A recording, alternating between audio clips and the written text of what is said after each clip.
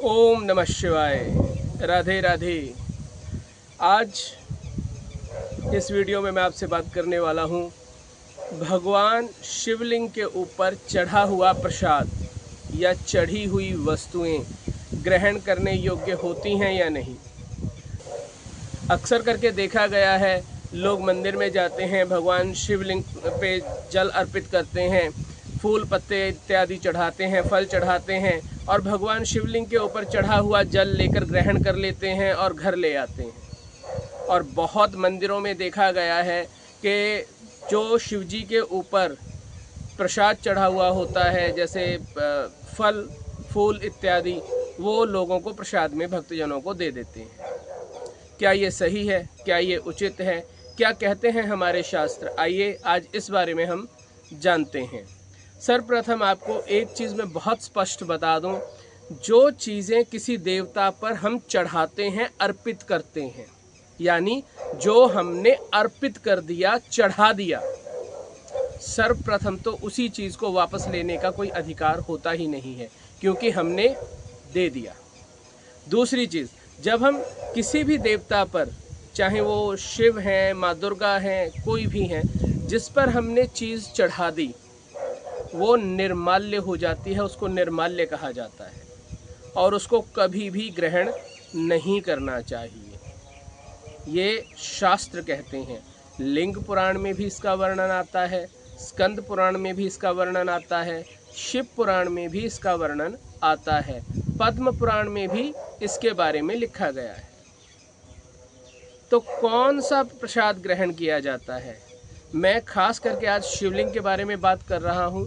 तो शिवलिंग के बारे में सर्वप्रथम ये जानिए कि जो चीज़ें भगवान शिवलिंग पर चढ़ाई जाती हैं, यदि शिव पुराण का मूल स्वरूप आपने पढ़ा हो, मॉडिफाई ना हो, मूल स्वरूप जो पुराना स्वरूप है, अगर उसको किसी ने पढ़ा हो, तो वो स्पष्ट रूप से कहता है कि जो चीज़ें भगवान शिव जी के ऊपर चढ़ाई जाती हैं, उनका अधिकार शिव जी के गणों को प्राप्त है, किसी दूसरे व्यक्ति को प्राप्त नहीं है।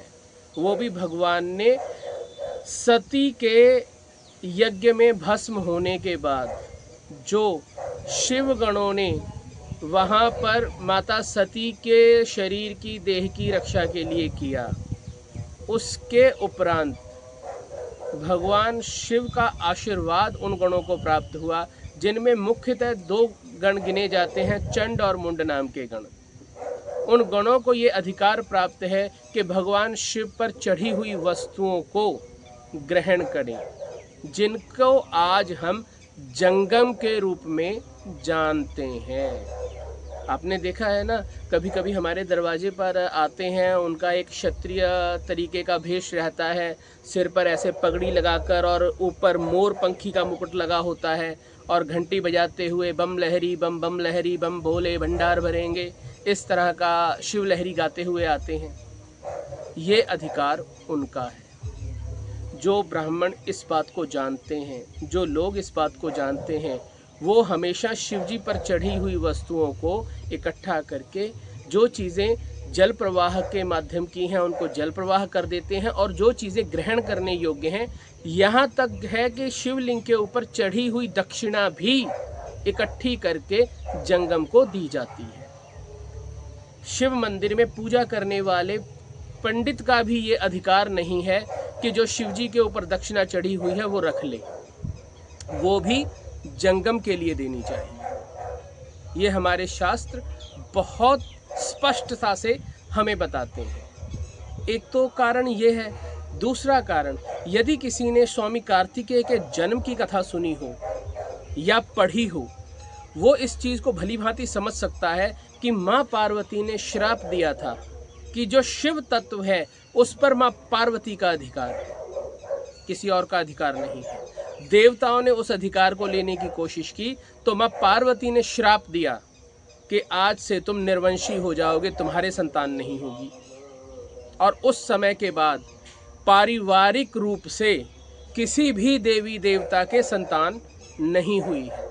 जितनी संतानें हुई हैं वो आशीर्वाद स्वरूप में, मंत्र स्वरूप में हुई है, गृहस्थ आश्रम में नहीं हुई। जिस तत्व पे माँ पार्वती का अधिकार है, जिसके लिए उन्होंने श्राप दे दिया देवताओं को, जो चीज़ शिवलिंग के ऊपर चढ़ गई वो शिव का तत्व हो गई और हम उसको ग्रहण करने की कोशिश करते हैं।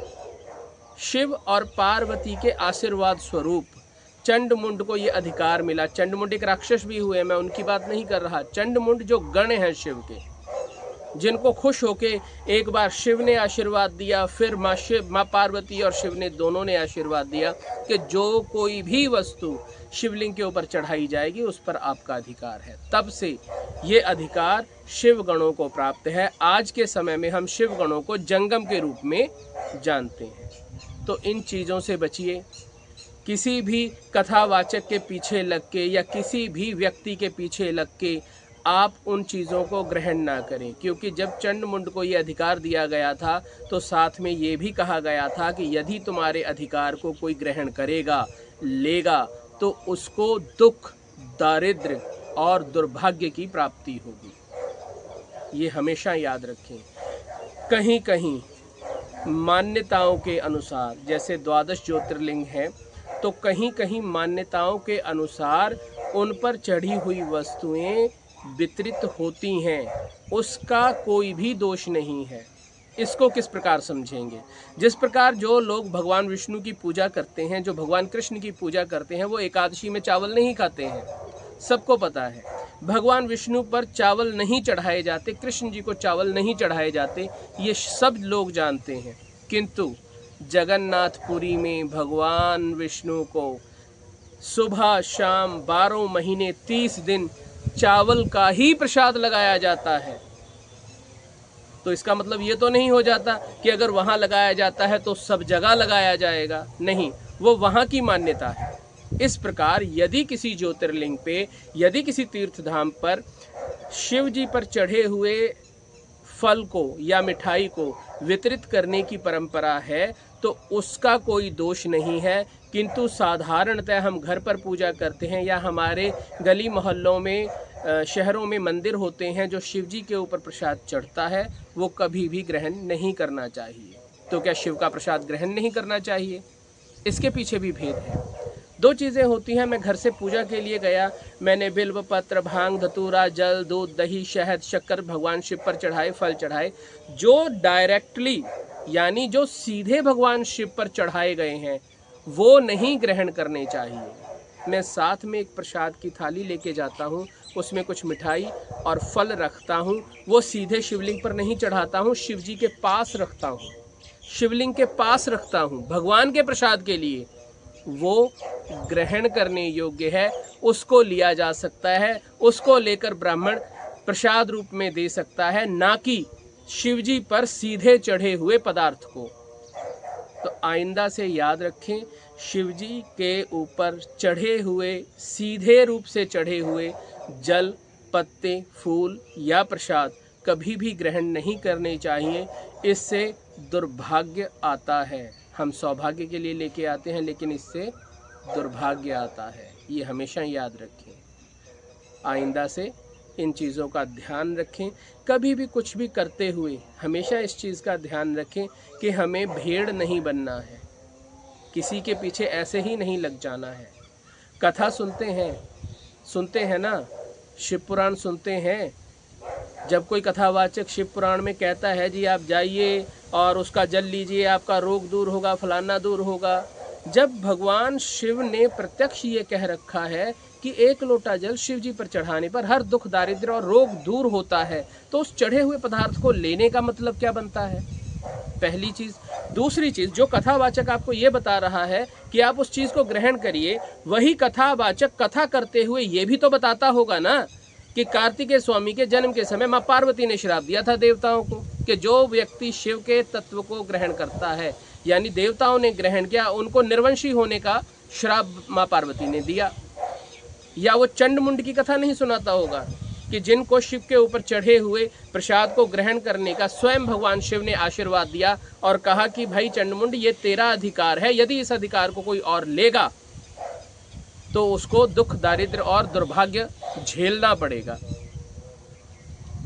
समझिए, कथा सुनने जाते हैं तो कथा पर ध्यान दीजिए, वहाँ पर जो नाच गाना क्षमा चाहता हूँ, कानों पर हाथ लगा के क्षमा चाहता हूँ, मगर ये होता है।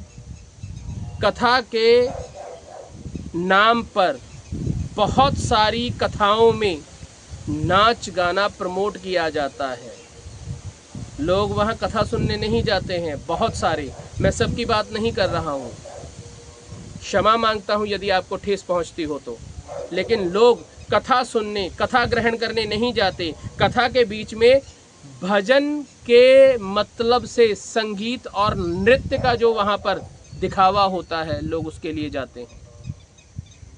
ठीक है, शास्त्रों में लिखा गया है कि भगवान का नृत्य भगवान को करके दिखाना चाहिए, भजन गाना चाहिए, ऐसा नहीं लिखा हुआ, लेकिन वो भजन होने चाहिए ना, वो भजन के नाम पे दिखावा नहीं होना चाहिए। हम वहाँ केवल भजन के लिए तो नहीं जाते ना। जो कथा में सार तत्व हमें सुनने को मिलता है, जो कथा में हमें शिक्षाएं सुनने को मिलती हैं, जो ज्ञान मिलता है, हम वो भी तो ग्रहण करने जाते हैं ना। मैंने कई लोगों को देखा है, उन्होंने शिव पुराण कई बार सुनी, अनेक अलग अलग कथावाचकों से उन्होंने सुनी, उनको फिर भी नहीं पता कि क्या करना है क्या नहीं करना है। तो मैं क्या समझूं कि वो कथा सुनने जाते हैं या नाच गाने के लिए, भजन के लिए जाते हैं। तो इन चीज़ों को हमेशा ध्यान रखें। भजन होना चाहिए। भजन यानी भगवान को भजना, कीर्तन यानी भगवान के नामों को, भगवान के गुणों को, भगवान की जो दयालुता है, भगवान की जो शक्ति है, उसका गुणगान करना, वो कीर्तन। भजन कीर्तन करिए, भजिए भगवान को, लेकिन भजन कीर्तन के नाम पे दिखावा मत कीजिए। तो आज के बाद ये चीज़ आपको स्पष्ट हो जानी चाहिए, जो सीधे रूप से भगवान के ऊपर चीज़ चढ़ाई जाती है, शिवलिंग के ऊपर चढ़ाई जाती है, वो कभी ग्रहण नहीं करनी चाहिए। एक तो उस पर हमारा अधिकार ही नहीं है, दूसरा वो निर्माल्य हो जाती है, और निर्माल्य को लेने से हमेशा दोष मिलता है। निर्माल्य को हमेशा जल में या मिट्टी में विसर्जित किया जाता है, साफ और शुद्ध मिट्टी में। जैसे खेतों में हम कर सकते हैं, जल यदि जलाशय नज़दीक हो तो वहाँ पर हम कर सकते हैं। तो इन चीज़ों का हमेशा ध्यान रखें। और श्रावण का महीना हो या सोमवार हो, प्रदोष हो या फिर त्रयोदशी हो, हमेशा इन चीज़ों का ध्यान रखें। यदि कोई ब्राह्मण सीधे रूप से चढ़ा हुआ शिव जी का फल आपको देता है, हाथ जोड़कर ब्राह्मण से कहिए कि हे ब्राह्मण देव, आप तो ब्राह्मण हैं, आप जानते हैं कि सीधे रूप से चढ़ी हुई चीज़ साधारण मनुष्यों के लिए नहीं है। यदि भगवान के प्रसाद रूप में चढ़ी हुई कोई चीज़ हो तो आप मुझे दे दें। ये हमेशा हम कहेंगे तो ही पता चलेगा। ठीक है जी, तो ध्यान रखिए। ओम नमः शिवाय। भगवान भोलेनाथ आपकी हर इच्छा पूरी करें, आपको रोग, दारिद्र और दुख से मुक्ति प्राप्त हो। राधे राधे।